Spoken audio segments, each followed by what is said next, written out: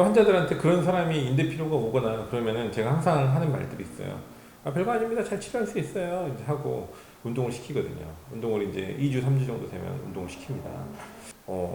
의사들, 마취통증학과 의사나 이제 의사들 입장에서는 조금 그렇게 포도당을 채워주고, 그 포도당 채워주면은 뭐 그냥 한번 채우면은 끝나나요?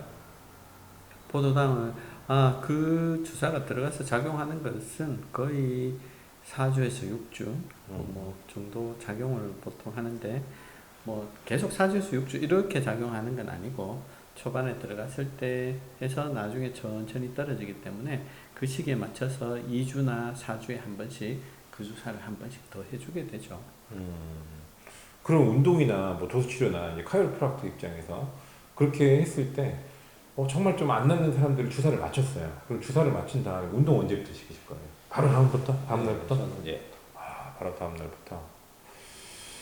근데 이게 몸이 하나인데 저희 병원 하루에 그 환자 오는 사람자를 다 드리면 다 보내드리면 다 못하잖아요. 어떻게 하실 거예요? 그거야 뭐 일단 보내주시고 말씀하시면 운동치료 한 번만 받으면 되나요?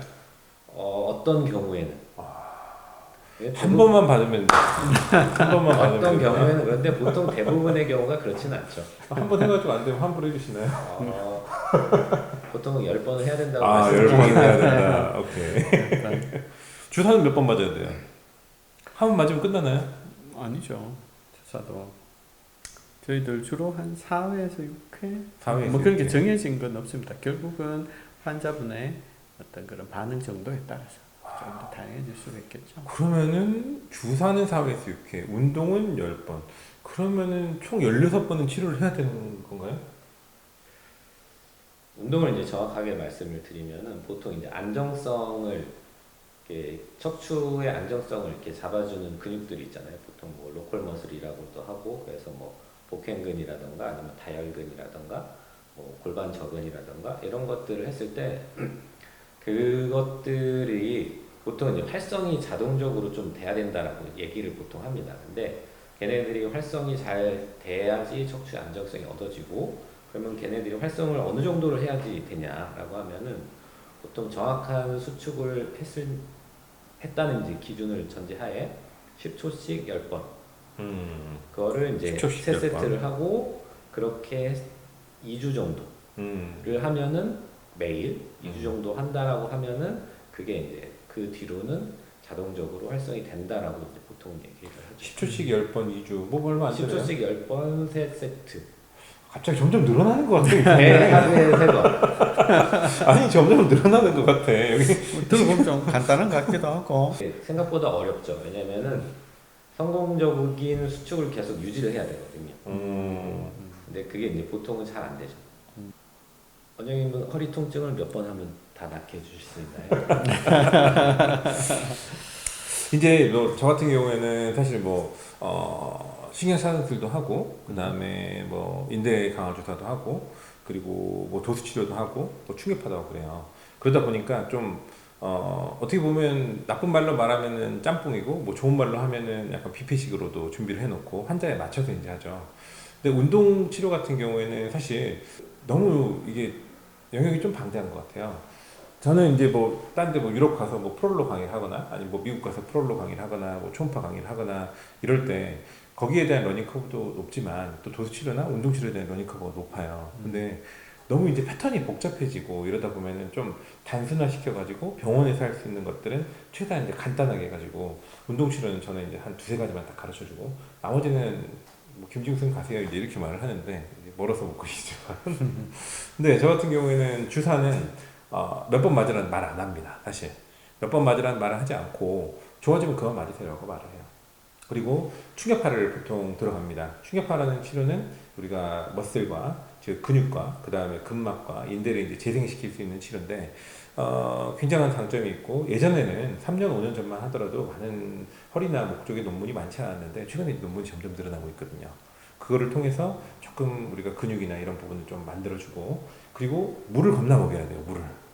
네, 물을 엄청 먹여야 돼요. 왜 근육에 물이 많이 들어가거든. 물을 많이 먹여야 되고 그 다음에 나머지 이제 좀 빨리 낫고 싶다. 정말 빨리 낫고 싶으시잖아요. 그럼 비타민 C 드세요.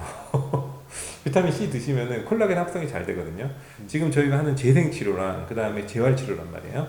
그러면 재생과 재활이 되려면 안 좋았던 것들이 콜라겐 섬유 합성이 돼야 되기 때문에 콜라겐 직접 먹는 것보다는 좀 비타민 C를 먹는 게 좀 더 좋은 것 같아요. 피로도나 이런 부분에서. 그렇게 하고 충격파는 딱 정해져 있어요. 얼마? 뭐 적으면은 4회, 많으면은 8회까지 정해져 있어요. 더 안 해요. 왜냐면 그게 이제 논문에서 나온 수준만큼만 하니까. 그래서 아무리 많이 해도 정말 25세 미만이다. 그러면 저는 6주, 8주 잡고 끝냅시다. 이렇게 말을 하고요. 근데 60에서 70세 이상이다. 이제 그때부터는 좀 골치 아픈 것 같아요. 30에서 40세다. 3달 안에 끝냅시다. 이제 횟수라기보다는 좀 기간으로. 왜냐면 재생을 할 때 걸리는 기간이 있다 보니까 좀 그렇게 하는 것 같습니다. 60에서 70세다? 사실은 뭐 3개월 하시는 분도 있고요. 6개월 하시는 분도 있고요. 1년 하시는 분도 있어요. 근데 여러 가지 부분에서 사실 운동도 이제 잘 안 되시고 뭐도 안 되고 그리고 뭐 동맥경화 오신 분들도 있어요. 동맥경화 와가지고 그 협착증이 생기거나 동맥경화가 와가지고 우리가 디스크가 생기거나 동맥경화가 와가지고 근육이 좀 안 좋아지는 경우도 있잖아요. 근데 그거를 좀 참 포괄적인 것 같아요. 그래서 그런 분들은 우리가 뭐 해독 치료를 한다든지 참 너무 다양한 것 같아요. 저도 이제 뭐 이야기하다 보니까 너무 길어졌는데 그래서 기본적인 거는 우리가 한 6주 혹은 3개월 안에 끝내는 걸 목표로 합니다. 저 같은 운동 같은 경우에는 일단은 평가를 해요. 평가를 하고 저 같은 경우에는 평가하는데 한 1시간 이상 정도 평가하는 시간 한다. 보통 하고 그걸 하고 난 다음에 이제 그걸 바탕으로 해서 운동을 이제 시작을 하죠. 그래서 저는 보통 기간은 말씀은 솔직히 못 드리고 횟수도 말씀은 못 드리고 그래서 한 3번 정도까지 해보고 반응을 보자라고 이제 말씀을 보통 드리고요. 그 3번 정도 하는 사이에 증상이 내가 보는 이제 그 검사의 결과가 어떻게 변하는지도 보지만 일단은 그 환자분이 느끼는 것도 중요하잖아요. 주관적인 거예요. 네. 그래서 그 주관적인 변화가 나타나느냐 안 나타나느냐를 보고서 그 나타나는 거를 바탕으로 해서 이제 또 어느 정도 또 해보고 다시 결정을 하자. 뭐 그런 식으로 보통 얘기합니다. 그래서 한국 사람인데 아메리칸 스타일이에요. 평가를 1시간을 해야 돼요. 평가를 한 사실 시간. 의사들은 평가 1시간 못 하거든요. 의사들은 사실 이제 초진 왔을 때 평가 5분, 10분. 그 다음에 엑스레이 찍고 나서 엑스레이에 대한 평가 5분, 10분. 그 다음에 초음파나 이런 거 보면서 또 해봤자 5분, 10분. 그러니까 초진 때 우리가 평가를 하는 시간이 저희 병원이 굉장히 긴 편인데 그래서 처음에 스테이하는 시간이 뭐 1시간, 2시간인데 이게 2시간 머무르면 환자한테 짜증을 내요. 짜증을 내고 나 빨리 가야 되는데 뭐 하는데 이제 그러거든요. 그렇죠. 근데 그렇게 해가지고 평가 30분 하는 것도 정말 저희가 많이 하는 것도 1시간. 저희 뭐 영상평가하고 이런 것도 있기 때문에 선생님은 어떻게? 기간을 정해놓고 하는 경우 정해놓고 보통 하는 경우들이 많은 것 같은데 직접 이렇게 환자들 대보면 워낙 다양하고 평균적인 기간들은 젊은 사람들이나 중년의 환자분들 같은 게 쉽게 나오는데 저희도 이야기했던 그 만성 통증 증후군 그리고 연세가 많은 분들 이런 분들 같은 경우에는 특별하게 그런 기간을 산정하기가 좀 어렵지 않을까. 그 평생 평생은 아니고 그 환자에게 목표치를 이야기해주죠. 그렇죠. 뭐를 원하시느냐, 어떤 것까지 하셨으면 좋겠냐 이렇게 목표치. 그래서 나중에 그 목표치가 도달하는 걸로. 예.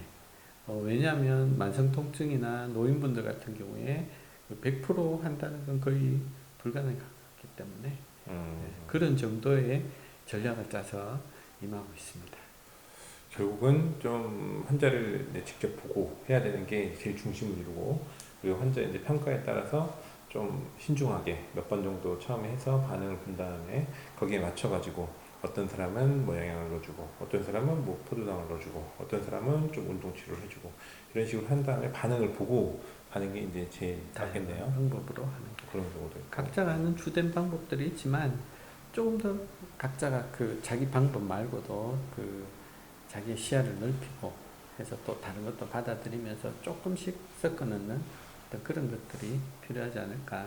그럴 때는 좀 열린 마음들이 좀 필요하지 않을까 이렇게 생각합니다.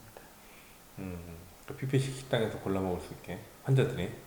네, 뷔페식 식당. 그렇지만 주된 거는 있는 그런 식의 장점과 단점을 이제 명확하게 알고 환자에게 선택할 수 있는 기회를 주는 게 예. 중요하다.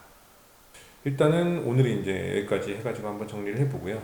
다음에는 조금 더 이제 세부적인 주제에 대해서 또 해보든지 아니면 뭐 여러 가지 것들에 대해서 한번 얘기해 보자고요. 그러니까 우리가 의학적 상식을 아주 얕고 좀 넓게 파보면서 좀 일반적인 사람들이 꼭 병원에 가야 되는 때가 언젠지, 뭐 운동을 해야 될 때가 언젠지, 뭐 나중에는 뭐 목 통증 해봐도 되고요, 아니면 어깨 쪽도 한번 해봐도 되고요. 하나씩 좀 얕고 넓게 한번 파보면서 사람들에게 좀 더 줄 수 있게. 뭐 저희가 그렇게 얕고 넓게만 보는 사람은 아닙니다. 꼭 그거 명심하시고요. 근데 그렇지만 이게 얇고 넓게 하려면은 저희 이거 1시간 찍으려면 100시간 공부해야 돼요. 근데 얇고 넓게 하면서 조금 더 그런 건강에 유익한 정보를 드릴 수 있게 한번 계속 앞으로도 준비를 해보겠습니다. 자, 지금까지 우리가 시렉스 정형외과 연구의 학술이사 정형외과 전문의 윤용현, 예, 마취통증외과 전문의 서창민. 네, 가로부터 김지웅이었습니다. 네, 감사합니다. 네.